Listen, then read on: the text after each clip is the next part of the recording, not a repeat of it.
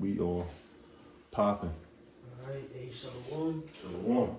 I want to begin by giving all glory and praises to Yahweh, Bahashem, Yahushai, Bahashem, Kakudash. Double honors to our beloved elders and apostles of Great Millstone. Shalom to the hopefully elect. And shalom to all the beloved Akim pushing this truth with sincerity. Alright, so brothers from the GMS Columbus, Ohio branch coming back in for another class. Alright, continuing on in the breakdown of Daniel, the 11th chapter. Alright, I believe this is part 3. And I think we stopped at verses 12. Yep. If I'm not mistaken. Okay. And at this point, we're still dealing with Ptolemy Philopator, which is Ptolemy the Fourth. Okay. So can we read Daniel 11 and 12? Yep. This is Daniel chapter 11 verse 12. And when he hath taken away the multitude, his heart shall be lifted up, and he shall cast down many 10,000s, but he shall not be strengthened by it. Right, and he took down the multitude, concerning the Fourth Syrian War, okay, which was against Antiochus the Third, the Great, okay, and like you said, going back to the verse, it says, can you read that verse one more time? Yep.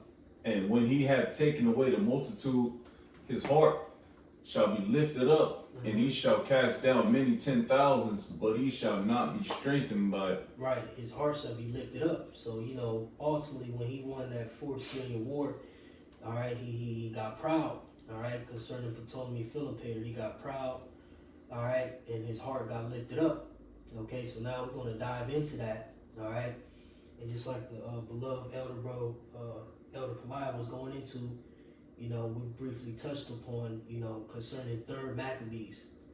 All right, 3rd and 4th Maccabees dives into this history concerning Ptolemy Philopator, again, Ptolemy the Fourth. All right, so Lord willing, if a brother can pull up 3rd Maccabees, okay, and we're gonna go to chapter 1. And really, I was reading through a few chapters, and man, it's a lot, man. It's a beautiful book too, by the way. Lord willing, once I finish reading both books, plan on doing some lessons on them anyway. So, Lord's will bring some edification out on that. But the brother can pull out 3rd Maccabees, because now we're going to deal with the multitude that he cast down. All right, because like I said, at this point, he had waxed proud based upon his victory over Antiochus the Great, which is the 3rd. But like I said, and he shall cast down many 10,000s, but he shall not be strengthened by it. And though that 10,000 that he was speaking of was concerning the nation of Israel. All right, because after his victory, he went down to our land. His conquest. Yep, he went down to our land. Okay, and waxed out, he tried to enter into the, he entered into the temple, well, Jake, very compassionate, and, again, when we dealing with these wars, we got to understand that Israel is in between these wars, all right, when you deal with Koel Syria or all, that's what it means, all Syria, which, that, the king of the north and the king of the south were fighting over. Israel's in the midst of this. Okay, and ultimately this is still the Greek Empire, all right, because Greeks are ruling. It's just, different regions, different rulers in their respective lands. But they ultimately have, all the provinces and, they conquered, between, their different dynasties, the known world at that time, in their various regions, all right. Like I said, dealing with the king of the south and the north, going into ultimately the Ptolemaic dynasty and the Seleucid dynasty. All right, whoever's got the upper hand, they're ultimately ruling over Israel, okay? Because like I said, Israel is in the midst, of these battles. They're in between all of this, okay? So, can Jake get 3rd Maccabees 1? And I believe, let me see, you can start at like 5. Start at verse 5, Lord willing. What are you Bible Gateway. So, Lord's will, man. I intend to get down to like the 19th verse. You know what I'm saying? Yeah, kind of. But we'll see, man. You know, you got it, bro. come on, this is the third Maccabees, chapter 1, starting at verse 5. It says, and so it Read the first verse Mhm. and then jump. Come on. Third Maccabees So chapter. give some context. Yep. Third Maccabees chapter 1 and verse 1. It says, now, Ptolemy, Philopator, learned from those who had returned to Antiochus, had captured some of Ptolemy's territory. Ptolemy gave orders to all his forces, foot soldiers and mounted soldiers, to break camp, along with all his forces, and accompanied by his sister Arsinoe, he set out for the region of Raphia, where Antiochus' troops had set up camp. Right, you know, so jump to 4. Come. Verse 4 says, when a fierce battle arose and things were going rather well for Antiochus, Arsinoe went out to Ptolemy's army with pathetic cries and with her hair all in disarray. Right, so you know, Antiochus started to, you know, win the battle. All right, so the sister went out, like you said, pathetic cries and with her hair all in disarray. You know, she went out there pleading to the troops pretty much. You got it. She urged them to rescue themselves and their children and wives. Right, so she pretty much persuaded them like, hey man, y'all need to get back to y'all children and wives. You know, rescue yourself, fight harder. You know, you got it. It says, bravely promised to give to each man 2 mannas of gold if they won the battle. And so it turned out that the enemies were destroyed in hand-to-hand combat and were taken prisoner. Yeah. After overcoming the plot, Ptolemy decided to visit. You know, Ptolemy in the winning. You know, you got it. After overcoming the plot, Ptolemy decided to visit the neighboring cities to encourage them. By doing this and by distributing gifts for their sacred shrines, he reassured his subjects. The Jews had sent elders and members of the council to greet him, to bring gifts of friendship, and to congratulate him on recent events. As a result, he was even more eager to come to them as soon as possible. So he traveled to Jerusalem, sacrificed to the supreme God, made thank offerings, and did what was appropriate for the temple. As he entered the temple, he was struck with amazement at its brilliance and beauty. And as he admired the orderly arrangement of the temple. Right, so you know, he comes to Jerusalem, you know, pretty much we pay homage, you know, congratulate him, you know, because like I said, ultimately, you know, we're subject, you know, to him, you know, at this point, all right? But you got it. Verse 10, as he admired the orderly arrangement of the temple, he conceived a notion to enter into the holy place. Right, so, you know, if you know anything about, you know, the temple, all right, you know, you have separate parts of the temple, okay? And, you know, if you remember, we did a class on the temple, all right? Real quick, just so Jake get I don't know if Jake feel like put a picture up. Yep, as a Just, you know, like a visual. Yeah, this is heavily.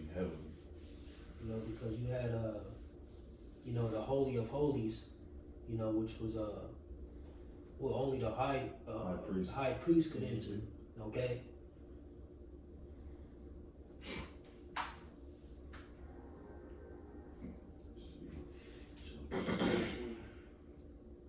They got one with like the sections, or let me see. That was pretty much, you know, when you were looking, while I looked into some documentaries, you go back to the siege of Jerusalem, Yarashim. That was their fallback position, so to speak, because that was the one that needed to be protected the most. Yep. Not really, but you know, if it makes sense. Nah, it's the spirit. Yeah. Because this chapter type go into that. How zealous people were for the Lord at this time. Cause it's gonna go into, you know, him waxing proud, etc.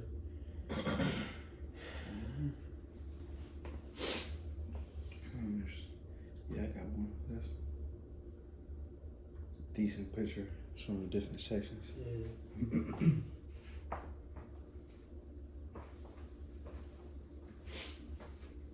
The water. All right, but you know, like I said again, you have the holies of holies. All right, and only the high priest could enter. You know, and this man told me Philippator, he wanted to enter into that place, which was forbidden. All right, but you can continue your call. Verse. You know, you have the outer court. You know what I'm saying, so on and so forth. You know, visual. Verse 11. But they said that it wasn't right to do this, since even those of their own nation weren't permitted to enter it. Mm-hmm. Not even all the priests were allowed. See? But only the chief priest, Yep. who was in charge over all, and he could do so only once a year. Right, the chief high priest, only he could enter into the holies of holies. All right, you know, you got it. But Philippator wasn't at all persuaded. Even after the law was read to him, he continued to claim that it was necessary for him to enter, saying, "Even if those persons are denied this honor, I shouldn't be." Right, see, he waxed proud. Yeah. See, that's how he got proud. You know, like I said, he won that battle. Okay, and then from that he got lifted up. He like, shit, you know, me? I can't enter into the, you know what I'm saying? But like they went into, they showed him the law, etc. Like, hey, this is forbidden. You know, you got it. He asked why, when he was entering every other sacred place, none of those present prevented him. And someone said, without thinking, that he was wrong to speak of this as a sign. Mm-hmm. When even if for some reason this were true, Philippator replied, "Why should I, of all people, not answer, whether they are willing or not?" Mm-hmm. But the priests fell to the ground, still in their sacred robes. They filled the temple with crying and tears, praying to the supreme God to help them and to change the mind of the one who was wrongly imposing himself. Right, so they, you know, prayed like, man, because they felt ashamed like that. You know, they didn't want to get, you know, pretty much judged based upon, you know, this man entering into the temple because they knew it was forbidden, you know. So they prayed, you know, hey, you know, this is all to, you know, to Yahweh Bahashem Yahweh Shai, you know. You got it. Read what verse you want. 17. Yeah, read to like 22. Come. It says, those who were left in the city were troubled and hurried out, thinking something mysterious was happening. The young girls who had been kept secluded at home rushed out with their mothers. They sprinkled their hair with dust and began to fill the streets with weeping and groaning. Mm-hmm. Even the young women who had just been adorned for their weddings left the bridal bedrooms that had been prepared for the marriage night. People loved the Lord then, you know. They heard the uproar. They you know things start rumor. You know what I'm saying? They start hearing what was going on. They left everything to go and pray. You know, you got it. It says, neglecting all proper modesty, they came together in the city in a wild rush. Mothers and nurses left newborn children here and there, some in houses, some in the streets. So they left their kids. You know what I'm saying? Mm-hmm. You know, you got it. And crowded together into the Most High temple without looking back. Mm-hmm. The people who assembled offered all kinds of prayers on account of the evil plot of the king. Mm-hmm. Some of the bolder citizens weren't going to put up with his intended plan or fulfill what he had in mind. They rallied each other to attack with weapons and to die courageously for the sake of the law of their ancestors, creating a great uproar in the holy place. Mm-hmm. The old men and the elders were barely able to restrain them, but turned them at last to the same stance of prayer. Come, now we'll jump to the second chapter, start at verse 21. You know, because when you go up, and I was reading this, and I had put a screenshot because he said something beautiful in this.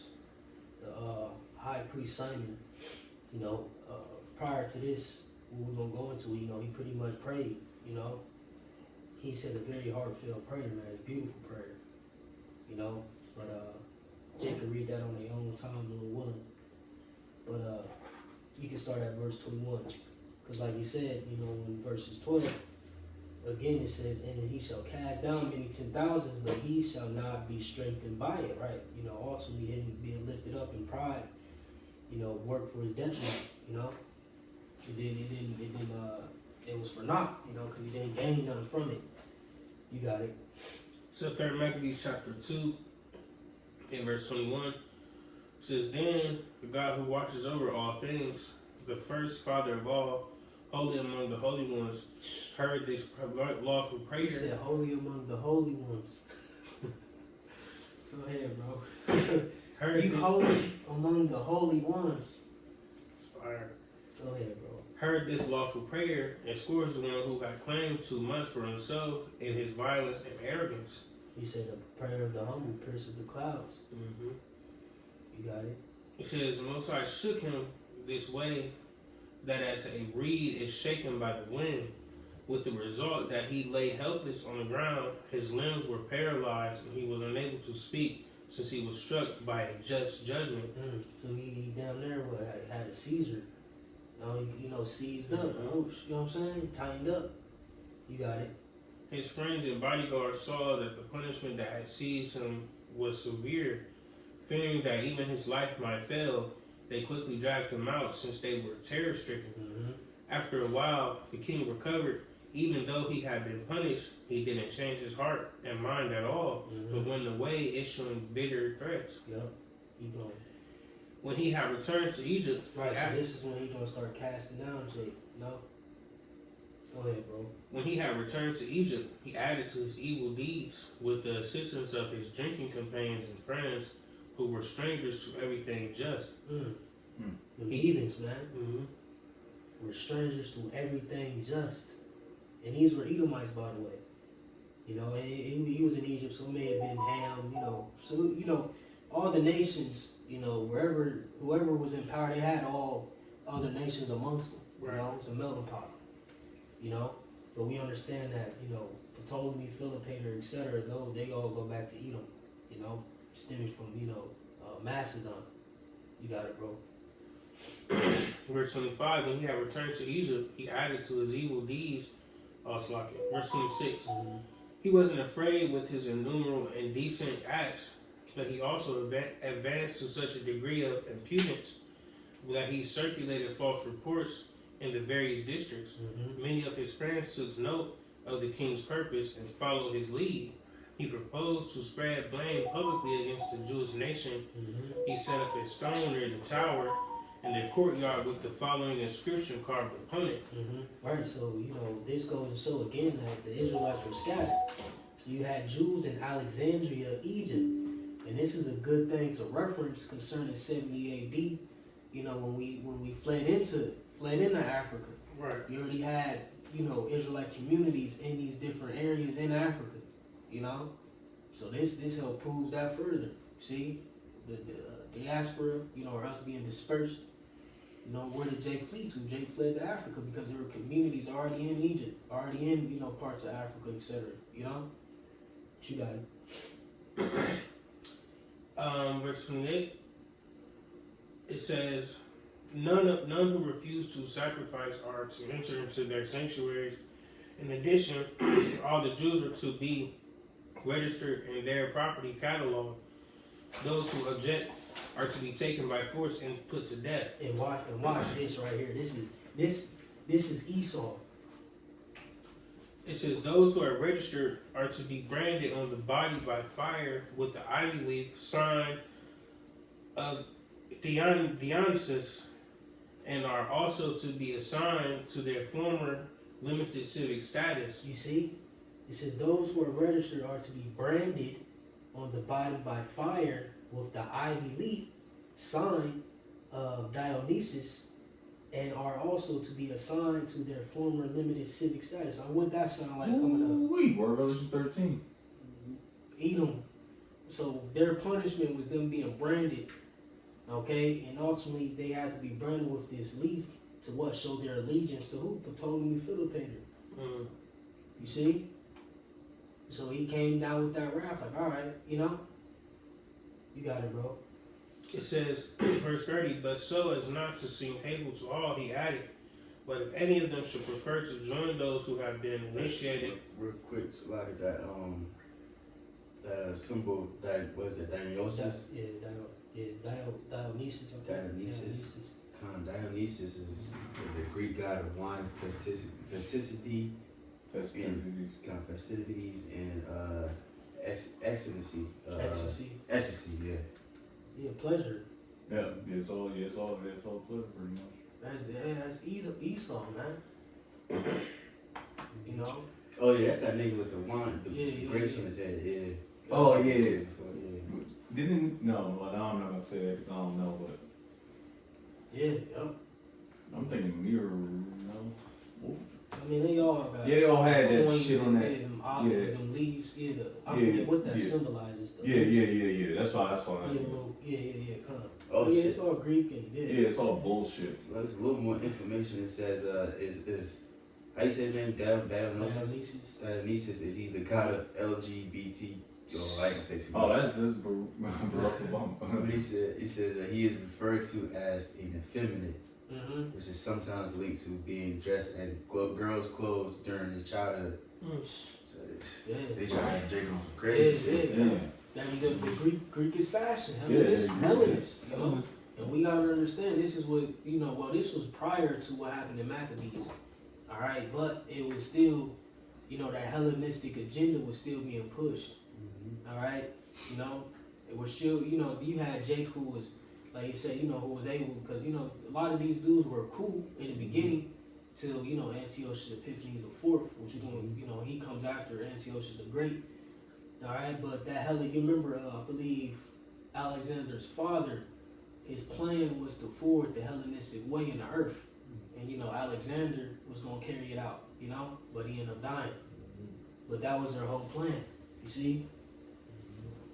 But you got it, bro. Was there any more on that? Oh, that was it.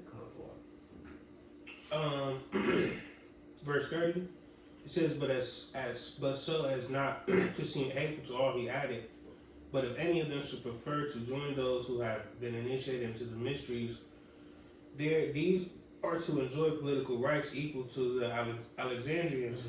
Right, so you're gonna conform and comply, This is, what I'm saying? No, Esau, bro. Go ahead, bro, because you got sellout niggas. You got it.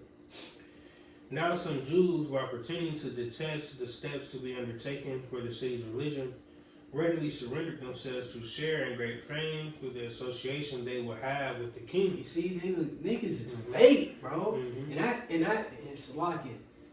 That's how niggas are today. These camps, IUIs, you know what I'm saying? I mean, we know it's sincere Jake and all these other camps. We believe. But a lot of these niggas faking the funk, acting like they against Esau, against the white man. Yep. You know what I'm saying? Like you said, they were, like you said, Slocky. They said they detest. Yep. Can you read that part one more time? Yep. It says, now some Jews, while pretending to detest the steps to be They undertaken. pretending to detest the steps of Esau, but whole time they right in league with them. You know what I'm saying? Yeah. Faking the funk, man. Yeah. Hey, you seen that joint with Captain Tazariak, the ISUPK? When you on the joint, on the joint on the panel. Yeah, with the man. little young. I hate that little nigga too. That nigga annoying. Yeah, that nigga annoying. He might be a Jake, man, but it don't matter because the agenda was pushed. I watched pretty much majority of it, and he was just like getting clowned the whole time. He was just laughing. The nigga just laughing at being clowned the whole time, and that shit was pissing me the fuck off, man. Yeah. He's like, But I was about to say that he's just like he's just there for the money. Like you just yeah, bro. these niggas taking the word like a joke. You just but I'm getting paid. Right. But that's how you gonna have Jake like that, who act like they against Esau, bringing out Malachi 1 and 4. You know, the whole time act like they detest Esau, Edom. The whole time, you know, they right in league with him. Like you said, they were readily. They was, oh yeah, you know, niggas like off of Barbershop. You know, Barbershop 2, Cedric the Entertainer. You remember they did the throwback joint. I don't know if they remember that scene, but he was out. It was like a protest or something going on. They was like, you know, protesting in the city. And he was acting like he was out there, but he was really scared and shit. Like, oh. And he snuck through the alley and shit. Yo, Jay, don't remember that scene? We're gonna have to play that shit after this class. But yeah, man, he was acting like he was. Oh yeah. He was like, then he started seeing shit getting crazy. Like, hold on. I was like, he got up out of there, man. You know. You got it, bro. It's a lot, you know. But hey, it's real, man. This is real history, bro. This is secular history. You know, mingled in with history from the scripture. These are real events. And you can really look up Philip Hayter. This is a man who really lived, you know? And this is how we know this is just more proof of niggas, bro. You know what I'm saying? You got it, man. Back in, What you looking up there? I was trying to find it. Yeah, Jake gonna remember Jake C. You got it, bro. Yeah, probably. Back in verse 31, it says, now some Jews, while pretending to detest the steps to be undertaken for the city's religion, readily surrendered themselves to share in great fame through the association they would have with the kingdom. But the honorable majority were strong and didn't depart from their religion. They bravely tried to save themselves from being registered by resorting to bribes in exchange for their lives. They remained hopeful of obtaining help. Jake has some integrity then, you know? And they look with Now look at niggas, bro. Buns. Streets, free facts. You got it. and they looked with contempt on those Jews who had deserted them. They considered Right. those. Oh, and see, this further proves the situation in the New Testament. You know, going into the Jews and the Greeks, those who were Hellenized at this time. You see, you can see the feud now. Like, man, yeah, who the fuck? You don't fuck about this nigga. This nigga ain't got no beard and shit. You a Greek? Bald face, Yeah, bald yeah, head. baloney face. You know, and this is beautiful, man. You get more of the history. Like, you see how Jake operated. Like, when they seen Jake who was selling out, like they was filled with contempt. Like, man, who the hell is these? You know, these sellout niggas. Your parents were sellouts. Like, who is these niggas? These niggas can't come back into the fold. You know. You got it, bro. Finish it out. It says they considered those who gave in to be enemies of the Jewish nation and no longer associated with them or offered them assistance. See? They ain't associated with them. So now what? They're cast away. So now what? They're likened unto what? Gentiles. See? But what was Will? You got a point? Yeah, cause I've been reading this. I think what translation you reading? I'm in KJV. Alright, Khan. CSB. Khan. Oh, that's what I've been reading. But it yeah. What you got? You got? I don't know what, cause this on YouTube. I don't know what version this is. But Oh, I'm yeah, gonna this read- CEV. I thought I changed it. Oh, Yeah, Khan. CEV. So this might be a KJ, I believe. I'm gonna read that same verse. Well, in the middle, towards the end. It says they abhorred their own apostates, I believe that's the word, consider them to be a natural foes, and debarring them from the common usage of social intercourse. It's just like the Lord said, like certain, like if you don't keep the Sabbath or Passover, sometimes you get put to death, but also says that soul be cut off. So Jake was like, now we ain't dealing with you niggas at all. Like y'all ain't Jews pretty much. Y'all just enemies. Y'all enemies to our nationality. Yeah, Alexandrians. Yeah. Yeah. Dang, that's crazy. Yeah, that's the same way we are now with Jakes in the world. Like, we ain't buddy with you niggas like we once were. Yeah. You MAGA hat wearing niggas, man. Yeah, man. We're not one with you, and even dealing with certain other camps, we not in cahoots with y'all because y'all ain't right. Nah, cause I was thinking about it, like man, I don't give a fuck about this shit, man. Y'all watch my shots way or no way, man. It's my way or the highway, so to speak. You got niggas wanna continue to push this narrative or America's so-called dream or some shit, man. And it's like, nah, we not with that, man. You should be wanting to get the fuck up out of here, cause this place ain't for you. Hey, no, that's funny. Real quick, I was talking to the white dudes at work today, and I was telling them, like, yeah, I don't eat pork, I don't eat shrimp, I don't eat crab, none of that. They're like, well, you don't eat pork, you don't eat shrimp, you ain't no real American. And I'm thinking in my head, I'm like, hell no, I'm not. Fuck you, ain't American. Crack me up though, but yeah, I'm not one with you. We're not one with you people, man. All right.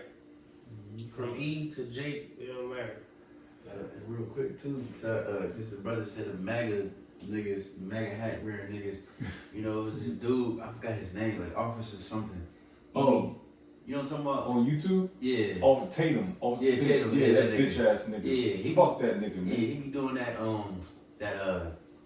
Charlie Murphy type Yeah, shit. Charlie.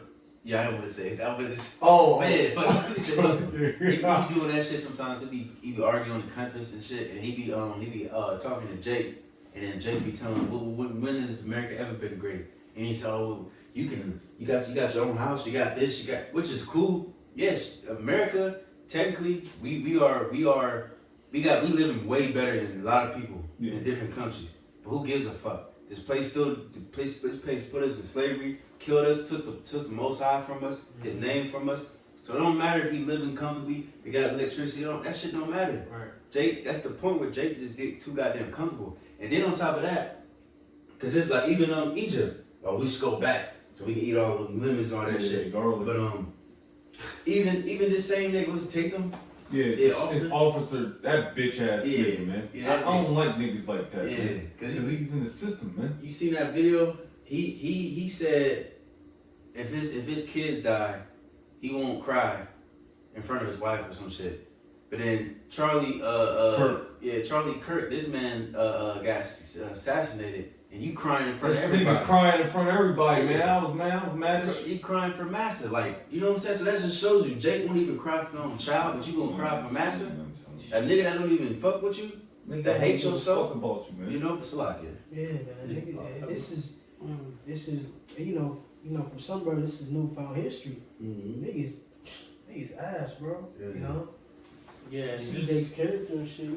Yeah, just real quick, because you made a mention about being comfortable in America, etc. And you take it from other countries, man. America ain't better. What thing about America is just more convenient. You know, because you go to other countries, you know, you gotta go out your way to get certain things. But here in America, you can go up the street and get what you want. You know what I'm saying? And then you can get it in abundance. You know what I'm saying? Like fast food and all that type of shit. You know what I'm saying? It's easy. It's easier per se in America. But when you go to other lands and you buy a plot of land or something like that, that's yours. You know what I'm saying? But here in America, this shit's not yours. They can come take your shit. Yep. Taxes and shit. When Jake can start in third Maccabees 3 at the top, read a couple verses and we move on. Sir, third Maccabees chapter 3 at the top, it says, and when the godless Philopator learned of this, he became so enraged that not only was he angry at those Jews in Alexandria, but he also was very bitterly opposed to those living in the countryside. He gave an order that they should all be gathered together at once into one place and killed by the most brutal means possible.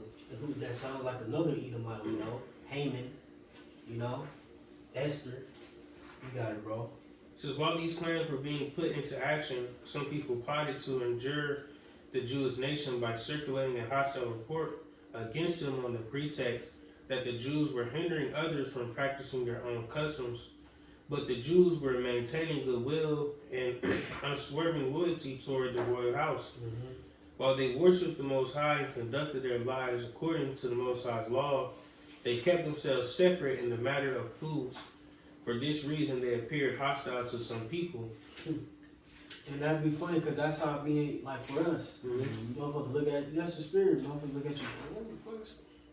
They don't fuck with you. You don't fuck with it. You know what I'm saying? Like, man, I gotta eat pork to fuck with you. Like, the fuck?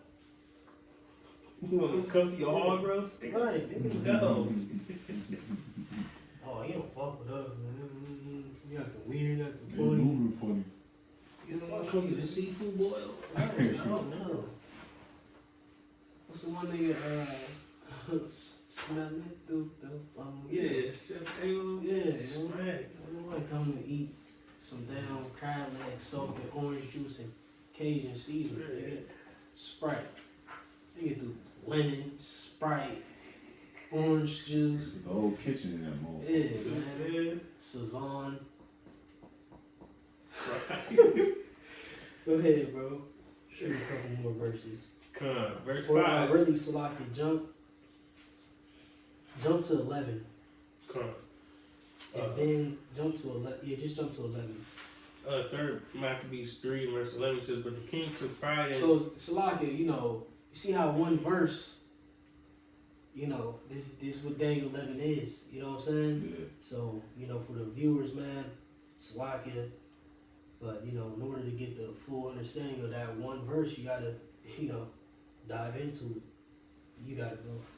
Verse 11 says, but the king took pride in his present success and disregarded the authority of the supreme power, assuming that he would continue. Hold on, it says, but the king took pride in his present success and disregarded the authority of the supreme God. See? So like I said, that's how proud Esau gets.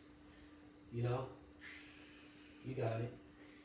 Assuming that he would continue in the same plan without hindrance, he wrote this letter against the Jews. King Ptolemy Philopator to his generals and soldiers in Egypt and in every place, greetings and good health. Both I myself and our affairs prospered after our campaign against Asia Minor came to a successful conclusion. As you yourselves are aware, with the gods fighting among us, we thought that we should care for the nations inhabiting Syria and Phoenicia, not with the violence of the spear, but with fairness and much kindness, eagerly treating them well. After we had distributed generous funds to the temples in every city, we proceeded also to Jerusalem.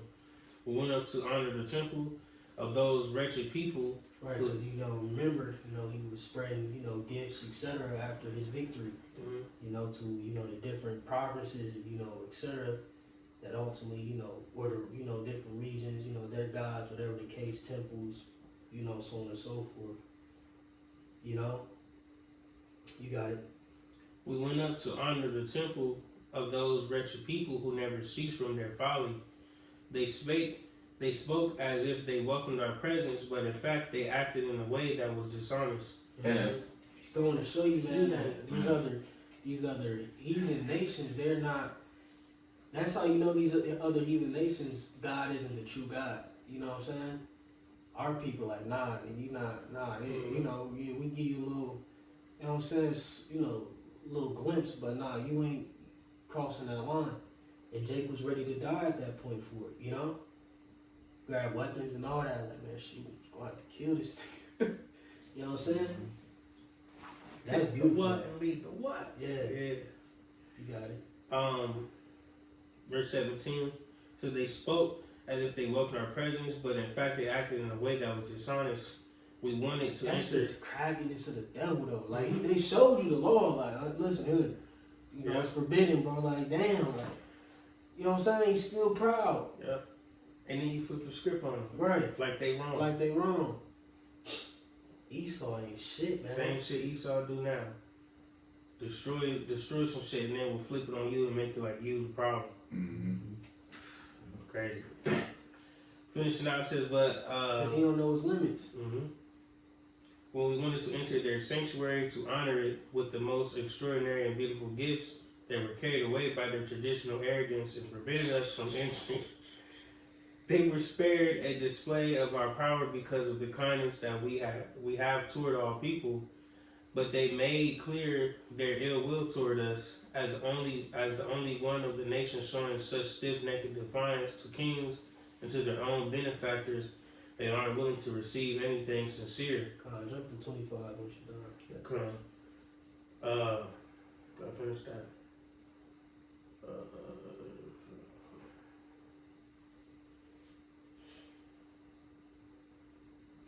Esau something else, man.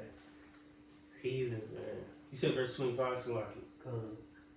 Jumping to verse 25, it says, we have given an order that as soon as this letter arrives, you are immediately to send us to those Jews who live among you, together with their wives and children, to suffer a certain and shameful death, appropriate for enemies, treat them harshly and abusively, and bind them on all sides in iron chains. We are sure that when these people have all been punished, the affairs of our state will be established more securely and in a more excellent condition for the future. But whoever shelters any of the Jews, from an elderly person to a child to nursing infants, will be tortured. Damn. Household and all with the most horrible punishments. Yo, this dude is crazy. Yeah, man. You know? He said, And then Jay about to tap back into that ancient spirit, bro. Yeah. He about to tap back into that torturing, clipping niggas, you know, that hostile shit. Clipping niggas, you know, big toes off and, you know what I'm saying? Dude said from your kids to your granny. Yeah. He's, Everybody's you know, going down. Wow. You know, so this was the letter he sent out, man, to get Jake out of there, you know, so. And you what's know, a quick sloppy? Yeah, but you know, through the spirit, you know, for time's sake, man, that's probably half the video, man. It's locking, bro. But Man, we already talking about yeah, man. But you know, if you want further information on, you know, what happened, you know, Lord's will, Jake could just, you know, continue reading, or you know, take the time to read Third Maccabees, etc. You know, for more secular history concerning, you know, that one verse. But you want to make a point? Yeah, just real quick, because you know he's sending out these threats and you know what I'm saying, executing on these things. You know what I'm saying, like the brother said, these things are going to come back. Just like he's saying, he's going to go from your peoples, your granny to anybody. You know, if you go against this, man. So you know it's going to come that time for us. You know when, you know our peoples. You know what I'm saying. You know our peoples might be cool with us now. But when Esau come down trying to, you know, spare him. you know, yeah, trying to, you know, hey, if you don't do this, man, give them up or whatever, we gonna kill y'all, we gonna torture y'all, you know what I'm saying, until we get to them, you know what I'm saying, so it's all a ramp up effect, man, that's gonna happen real soon. Calm. But Jake can jump back to Daniel 11. Back to Daniel 11 and 13. For the king of the north shall return, and shall set forth a multitude greater than the former, and shall certainly come after certain years with a great army with much riches. Right, and this is still dealing with Antiochus III. Okay, you know, because again, you know, he lost the Fourth Syrian War to Ptolemy Philopator. You know, when he regrouped, you know, he went back and regrouped. Okay, and at this point, you know, now, you know, he's ready to set forth his conquest once more. Okay? You know, and by this time, you know, once he went on his second run, you know, whatever, you know, Ptolemy the fifth, all right, Ptolemy the fourth son, all right, which is Ptolemy the fifth Epiphanes, you know, is now in power. Okay? You need a C-sharp. Oh, yeah, right there. Oh, shit, I can cut this joint on, man. You good? You got your second joint? Yeah, I got another charger too. All right, Verse 14. And in those times there shall many stand up against the king of the south. Also the robbers of thy people shall exalt themselves to establish the vision, but they shall fall. All right, so now can Jake cue up? Well, real quick, Lord willing, can Jake? So can we cue up Antiochus III the Great? And then can we cue up Ptolemy the fifth Epiphanes? And then can we cue up the fourth or the Syrian Wars? Should be on Wikipedia. Should have them all in line. I I got Antiochus III. Okay, did we read something? Yeah, we read. Yeah. Tapped into some of his. Not of him though. We haven't. No. Well, let's just read a little bit of it, you know, a little Alright. bit about him. I got it. Top real I quick. got it if you want. Yeah, up the wall. This is Antiochus III the Great. Antiochus III the Great was a prominent Hellenistic king of the Seleucid Empire, known for his military campaigns, administrative reforms, and efforts to restore the empire's power from 223 to 187 BC. Early life and ascension to the throne. Antiochus III was born around 241 BC to Seleucus II, Callinicus, and Laodice, II.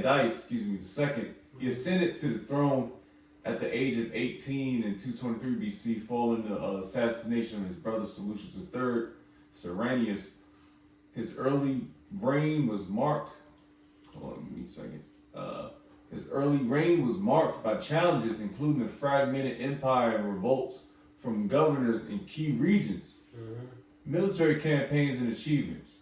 This is Antiochus III is best known for his ambitious military campaigns aimed at restoring the Seleucid Empire. Right, you see, so like I said, like I said, during the Fourth Syrian War, he lost, but he regrouped. All right, because at this point, the Ptolemaic dynasty down there in Egypt was facing, a lot of turmoil, inner turmoil, economic, where things with the economy was failing. You had a lot of revolts going on, rebellion going on. You see, so Antiochus or Antiochus, some brothers say Antiochus. He seen this, all right, and tried to take advantage of it. All right. So if a brother can get the Fourth Syrian War and read the first 3 paragraphs, Lord willing. Wikipedia. Yep, Fourth Syrian War.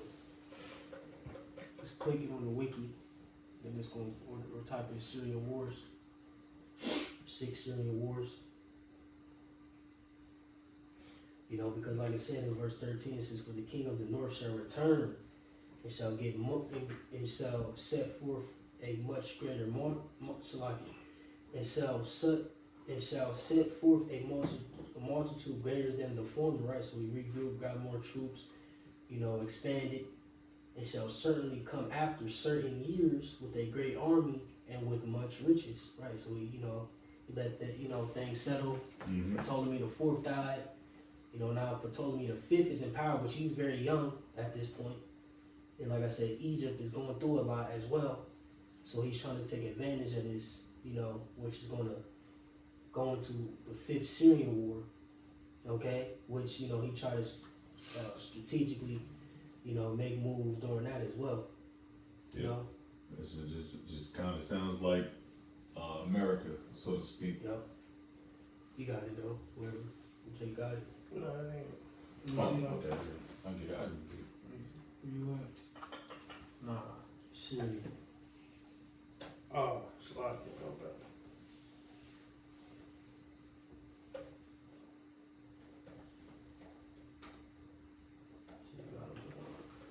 Fourth Syrian War. Yep. So, Fourth Syrian War, 219 to 217 BC. Says upon taking the Seleucid throne in 223 BC, Antiochus III the Great set himself the task of restoring the lost imperial possessions of Seleucus I, the first Mercator, which extended from the Greco-Bactrian kingdom in the east, the Hellespont in the north, and Syria in the south. By 221 BC, he had reestablished Seleucid control over Media and Persia, which had been in rebellion. The ambitious king turned his eyes towards Syria and Egypt. Egypt had been significantly weakened by court intrigue and public unrest. The rule of the newly inaugurated Ptolemy, Philopator, began with the murder of Queen Mother Berenice II. The young king quickly fell under the absolute influence of imperial courtiers. His ministers used their absolute power in their own self-interest to the people's great chagrin. Right, so it's going into Ptolemy the Fourth. He tried to, like I say, he tried to take advantage a couple times. All right, but jump 2 paragraphs down, or just keep reading Slovakia. Yeah. Slovakia, bro. You got it, bro. Antiochus sought to take advantage of this chaotic situation after an invasion in 221 BC failed to launch. He finally began the Fourth Syrian War in 219 BC. He recaptured Seleucia, Peoria, as well as cities in Phoenicia, amongst them Tyre. Rather than promptly invading Egypt, Antiochus waited in Phoenicia for over a year, consolidating his new territories and listening to diplomatic proposals from the Ptolemaic kingdom. Meanwhile, Ptolemy's minister, Eusebius, began recruiting and training an army. He recruited not only from the local Greek population, as Hellenistic armies generally were, but also from the native Egyptians, enrolling at least 30,000 natives as phalangites. This innovation paid off, but it would eventually have dire consequences for Ptolemaic stability. In the summer of 217 BC, Ptolemy engaged and defeated the long-delayed Antiochus in the Battle of Raphia, the largest battle since the Battle of Ipsus, over 80 years earlier. Right, so I said he lost, okay? And like I said, at this point he's regrouping. Alright, now Jake can pull up the Fifth Syrian War, Lord's will. And start at the top. Fifth Syrian War, 202 to 195 BC. The death of Ptolemy IV in 204 BC was followed by a bloody conflict over the regency, as his heir Ptolemy V was just a child. The conflict began with the murder of the dead king's wife and sister, Arsinoe, by the ministers of Agathocles and Sosibus. The fate of Sosibus is unclear, but Agathocles seems to have held the regency for some time until he was lynched by the volatile Alexandrian mob. The regency was passed from one advisor to another, and the kingdom was in a state of near anarchy. Right, you see, so the kingdom at that point, you see, was in anarchy, you got it. Seeking to take advantage of this turmoil, Antiochus III staged a second. This is when he regrouped, you got it.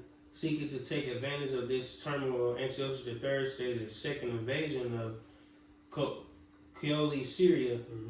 He convinced Philip V of Macedon to join the war and conquer the Ptolemy's territory in Asia Minor. Right, so stop right there real quick. Daniel 11:14, it says, and in those times there shall many stand up against the king of the south. Right, so this was the many that stood up against the king of the south, which the king of the south at this time was Ptolemy V.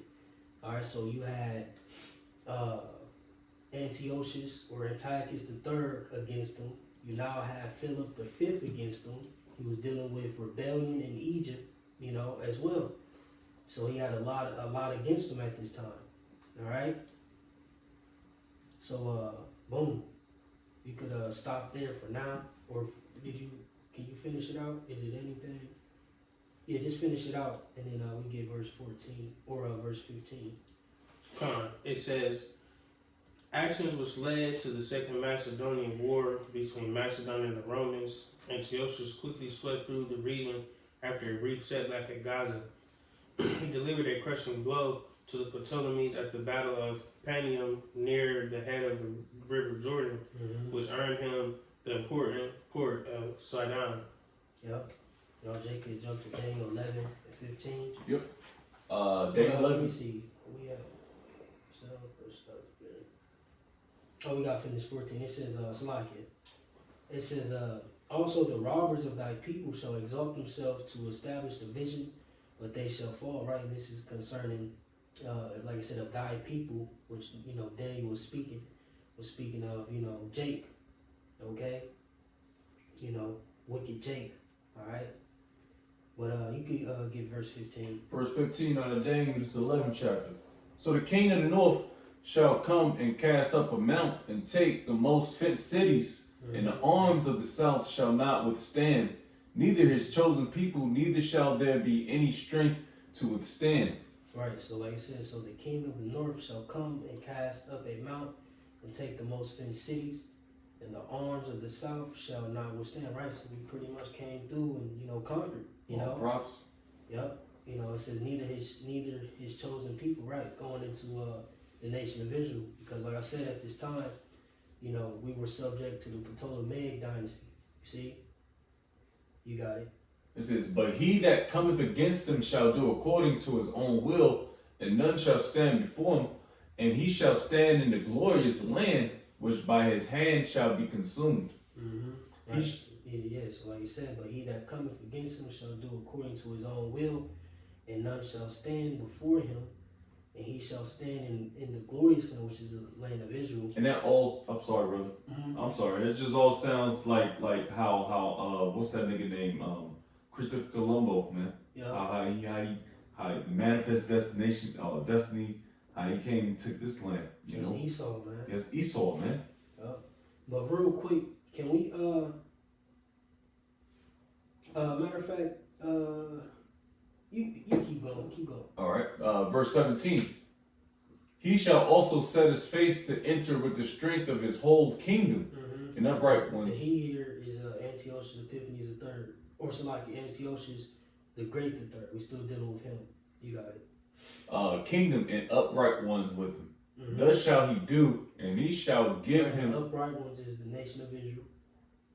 Yep. And he shall give him the daughter of women, corrupting her, but she shall not stand on his side, neither be for him. Right, come on, so boom. Yeah. You know, at this point, Antiochus the Great the third, all right, now, okay, offers up his daughter to Ptolemy the fifth.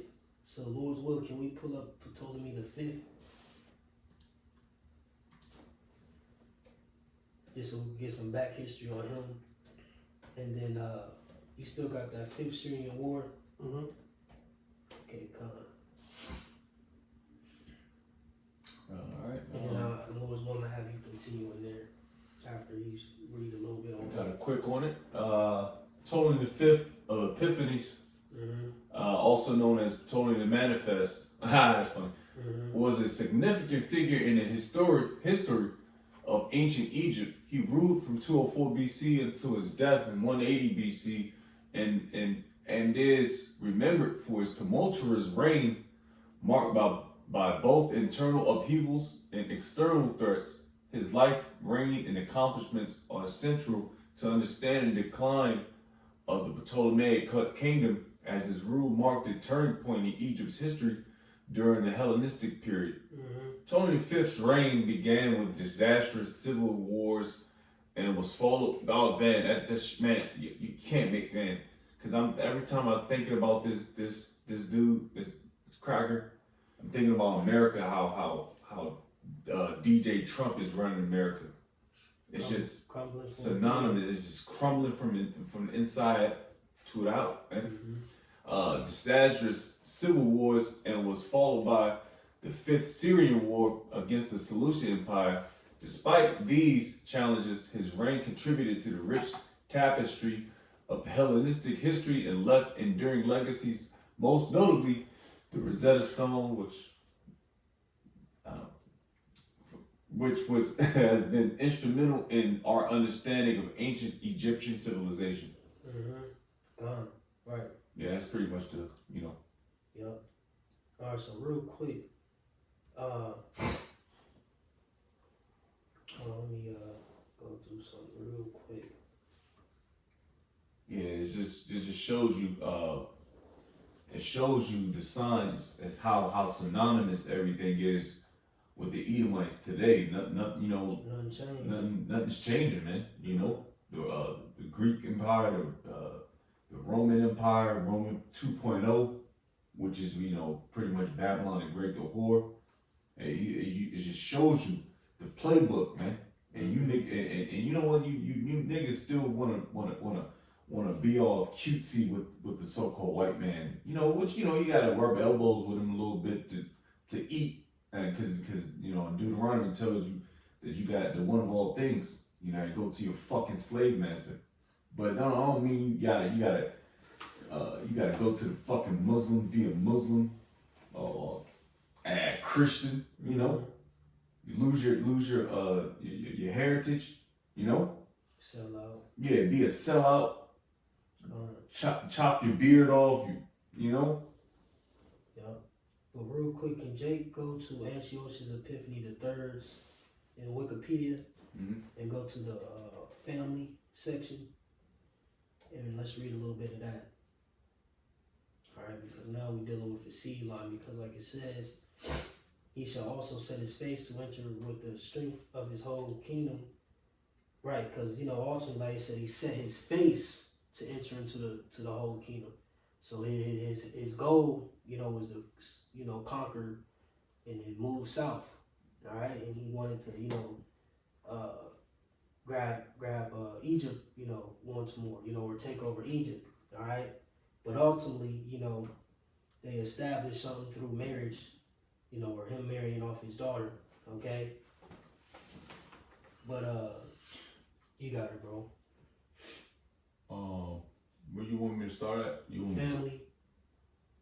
Start at the top. Okay. All right. Yeah. This is out of Antiochus III the Great. Out of wiki search. It says 241 to Nah, 1. jump to the family. Go down to the family section. Does it? I don't know how. It's Keep gonna going. highlight it. It's gonna highlight it.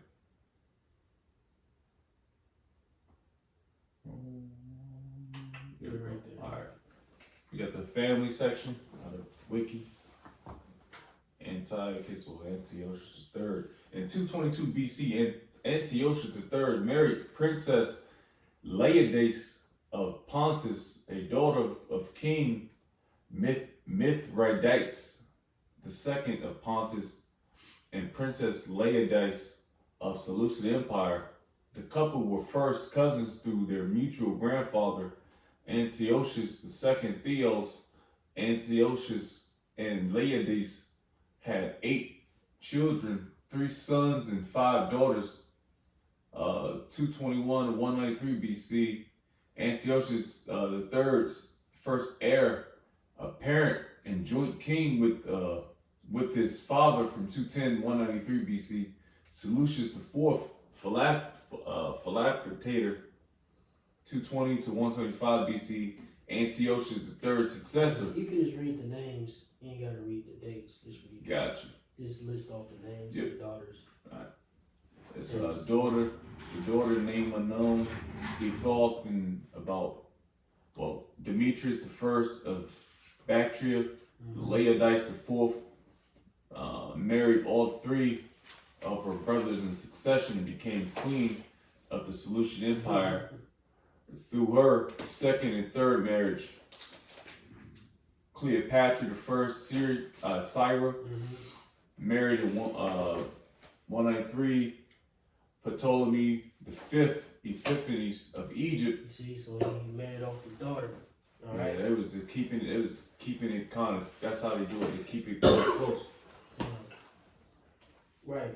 Pretty much he just, he was using his daughter as a way to gain access or pretty much reign over the Egyptian, region through her. He tried, he pretty much tried to he pretty much sacrificed his daughter so he could try to slip his way into that kingdom and overthrow it, in a nutshell. Because that's why it says, but a prince for, so like it, no, verse 17. That's why it says, thus shall he do, and he shall give him the daughter of woman, right, which is Cleopatra, the first son of Syria, corrupting her, right? So that was his agenda. Yeah. To use her to try to get in the midst of that, kingdom. Yeah. It says, but she shall not stand on his side, right? So she didn't side with her father. It says neither be for him, right? She didn't, allow him to use her, as a weapon, so to speak, So that ended up, failing. All right. But, the hell with the rest of his children. That's what we wanted. All right. So, did we read some on? Yeah, we read some on Ptolemy 5. But real quick, go to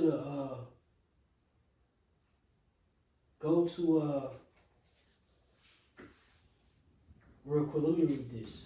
Ptolemy 5, I'm in Wikipedia.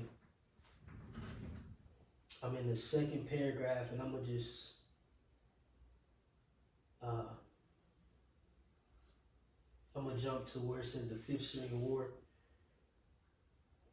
But starting at the first period, it says the Seleucid king Antiochus III and the Antigonoid king Philip V took advantage of the kingdom's weakness to begin the Fifth Syrian War, in which the Ptolemies lost all their territories in Asia Minor and the Levant, as well as most of their influence in the Aegean Sea. Simultaneously, Ptolemy V faced a widespread Egyptian revolt led by self-proclaimed pharaohs Huanefer and Ongwenefer, which resulted in the loss of most of Upper Egypt and parts of Lower Egypt. Ptolemy V came of age in 196 BC and was crowned as pharaoh in Memphis, an occasion commemorated by the creation of the Rosetta Stone. It says, after this, he made peace with Antiochus III and married the daughter of Antiochus III, Cleopatra I, in 194/3 BC. This outraged the Romans, who had entered into hostilities with Antiochus III partially on Ptolemy V's behalf, and after their victory, they distributed the old Ptolemaic territories in Asia Minor to Pergamum and Rhodes, rather than returning them to Egypt. However, Ptolemaic forces steadily reconquered the south of the country, bringing all the Upper Egypt back under Ptolemaic control in 186 BC. In his last years, Ptolemy V began maneuvering for renewed warfare with the Seleucid Empire, but these plans were cut short by his sudden death in 180 BC, allegedly poisoned by couriers worried about the cost of the war. Right, so just some more black background, and then like I said, concerning, the peace treaty or the peace that was trying to be made by Antiochus III, which, like I said, ultimately was a plot to try to get into Egypt, But now we could do Daniel 11 and 18. All right, verse 18. After this shall he turn his face unto the isles, excuse me, and shall take many. Right, so, still dealing with Antiochus III. He says he shall set his face unto the isles, which is the islands. Islands, yeah. Yep. But a prince for his own behalf shall cause the reproach offered by him to cease. Right, so real quick, Salakia. It says, and shall take many, right? So he was, conquering further. He set his face, toward the islands,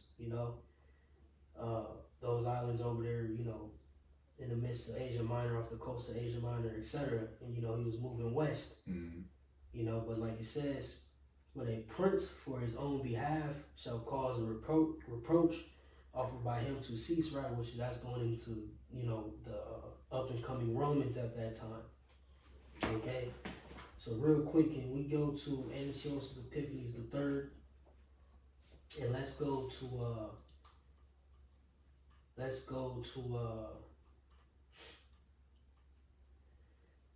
it should be wars against Rome, war against Rome and death. Yeah, got it. Yes, Antiochus then moved to Asia Minor by land and by sea to secure the coast towns which belonged to the remnants of Ptolemaic overseas dominions and the independent Greek cities. Right, see that, and that's what fucked him up, He went to the independent Greek cities, which, at this time, the Romans, what was free, it was freedom, or the Greek, they was dealing with the Greek freedom, all right? You got it. This enterprise earned him the antagonism of the Roman Republic since Smyrna. Yeah, Smyrna and Laxactus appealed to the Republic, which at the time acted as a defender of Greek freedom. The tension grew when Antiochus in 196 BC established a footing in Thrace. The evacuation of Greece by the Romans gave Antiochus his opportunity and he now had the fugitive Hannibal at his court to urge him on. In 192 BC, Antiochus invaded Greece with a 10,000-man army and was elected commander-in-chief of the Aetolian League in 191 BC. However, the Romans under Manius Achilles Glabrio routed him at Thermopylae, forcing him to withdraw to Asia Minor. The Romans followed up. Right, so real quick, like it says, after this shall he turn his face into the isles, and shall take many, but a prince for his own behalf shall cause reproach offered by him to cease. See? So like I said, at this point, once he, Rome caught wind of, what Antiochus or Antiochus was doing, like I said, it says in 191 BC, however, the Romans under Manius Achilles Glabrio routed him at Thermopylae, forcing him to withdraw to Asia Minor. You see?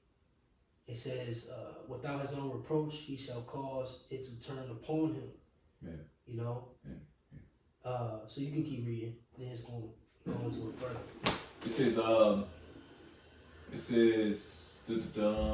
forcing him to withdraw to Asia Minor. Mm-hmm. The Romans followed up their success by invading Anatolia, and the decisive victory of Scipio Ansiaticus at Magnesia and Siculum, 190 BC, following defeat of Hannibal at Sea of Side, delivered Asia Minor into their hands. Mm-hmm. By the Treaty of Apamea, 188 BC, Antiochus abandoned all the country north and west of the Taurus Mountains, most of which the Roman Republic gave either to Rhodes or to the Attalid ruler Eumenes II. Its allies, many Greek cities, were left free. As a consequence of this blow to Seleucid power, the outlying provinces of the empire recovered by Antiochus reasserted their independence. Antiochus mounted a fresh eastern expedition in Luristion, where he was killed while pillaging a temple of Bel at Elymas, Persia in 187 BC. Right, so reading verse 19 real quick, it says, then he shall turn his face toward the fort of his own land, right? So he tried to go back to Asia Minor. It says, but he shall stumble and fall and not be found, right? So he ultimately died. God put to death. Yep, so, but real quick, it's a lot, bro. We gotta just real quick go tap Treaty of Apamea, because this is a very, very, man, I'm telling you, the scriptures are real. Type in the Treaty of Apamea. I got it. And then just read. Yep. Because, like I said, Rome, caught his ass in his tracks. They shut all that shit down, Yeah, and this is what they had, documented. Yeah. All right. That war, man. I mean, it is fire. It's a lot, bro. It's a lot. God damn, but it shows you the transition, of kingdoms, so to speak. Right. And now you see Rome growing at this point. Mm-hmm. And then, we're getting into the New Testament. After this, you had First and Second Maccabees. Yeah. Then, the New Testament. Yeah. But you got it.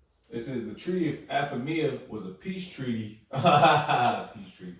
Mm-hmm. Right, didn't that nigga Donald DJ Trump just signed one in the Middle East? Like, what the fuck you? Right.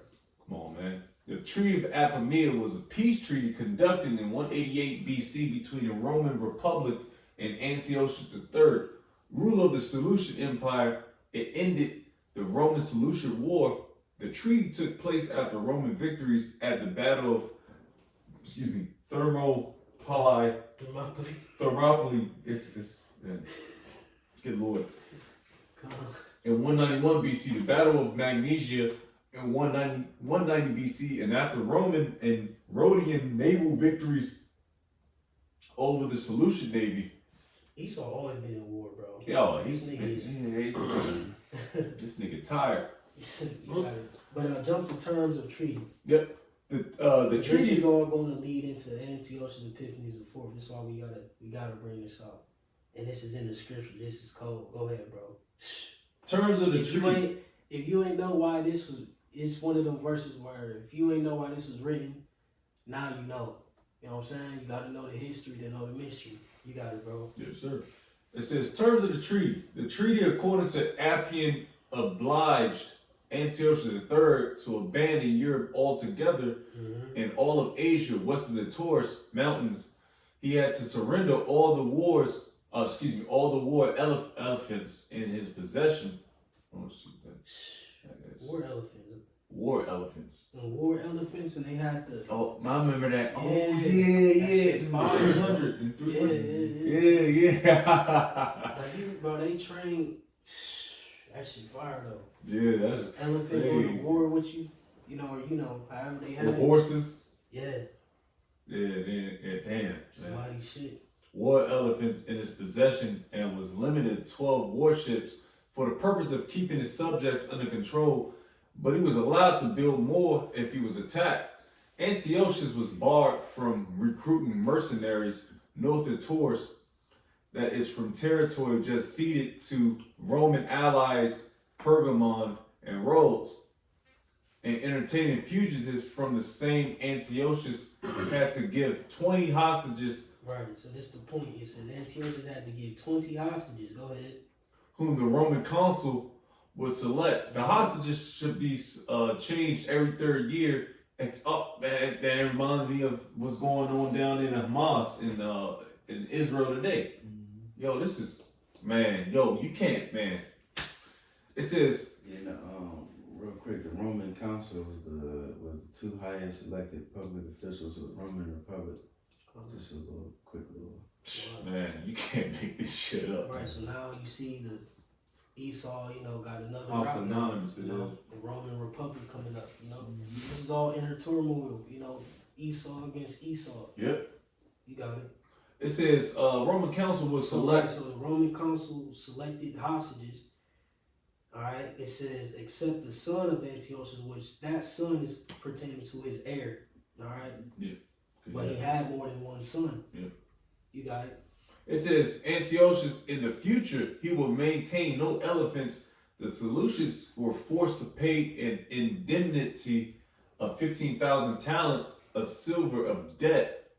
500 Uribic talents immediately, 2,500 more when the Roman Senate ratified the treaty in installments of 1,000 talents, each to be delivered to Rome annually for the next 12 years. The Seleucids also agreed to an indemnity of 540,000 modi, which is like a man. modi of corn. He was also forced to surrender all prisoners and deserters to his enemies. And Eumenes II, the king of Pergamon, whatever remains of the possessions he acquired by his agreement with Attius I, the father of Eumenes. Right, so pretty much it's the downfall of Antiochus the Great. All right, so remember, the Roman council, selected. This was a part of the treaty. They selected 20 hostages. Now can Jake get First Maccabees 1 and start at like 8? And now we diving into your mans and then and then we're gonna cut it off.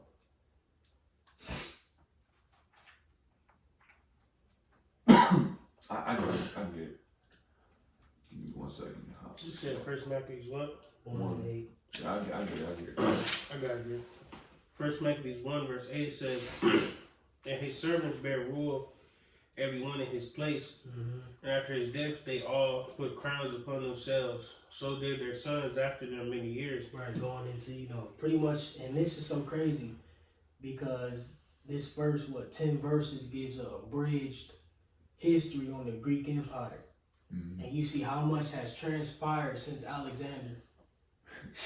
You know what I'm saying? So this is hundreds of, this 10 verses had to pretty much abridge couple hundred years of history, roughly. But you got it, bro. Or like what? Yeah, something like that. It's like if my math off, but you got it. It says, "And evils were multiplied in the earth." You see all this shit that been happening since Alexander. All the evils that done happened, Yeah. wars. Division. Yeah. That's America. But now we know why this is written. Yeah. Why they say evils were multiplied in the earth. You know what I'm saying? Now we see all the shit that's been transpiring since Alexander up until this point, and this is, still before, or this is, right going into Antiochus now. You got it, bro. It says, verse 10, "And there came out of them a wicked root, Antiochus, surnamed Epiphanes, Right, this is Antiochus Epiphanes the fourth. Yep. son of Antiochus the king, who had been in hostage at Rome." Right, son of Antiochus the king, Antiochus the third, the great, who had been a hostage at Rome. So Antiochus Epiphanes the fourth, which his real name is Mithridates. All right, when you go to Antiochus the third's sons, his real name is Mithridates. All right, and like I said, he was a hostage at Rome. You see, so they selected 20 hostages. Every 3 years, and Antiochus, one of his sons, which wasn't the heir, became one of those hostages. So now we know why it is written Antiochus Epiphanes the fourth and First Maccabees was a hostage. Based upon the treaty of Apamea, all right, between the Roman Republic and Antiochus the third the Great. And that's it. Lord willing. That's verse 9. Yep. In the today's session. So stay good. Alright. Well, Lord's word, that was edifying. It was long. I don't know how long the video was, but that's the conclusion to this portion. And Lord's will, next week we'll be back for more. Alright, so with that, we'll give all glory and praises to Yahweh, Bahashem, Yahweh Shai, Bahashem, Rekah HaKadosh. double honors to the elders and apostles, the great millstone. Shalom to hopefully later. Shalom to all Akim, pushing the truth with sincerity. Shalom. Shalom, shalom. There.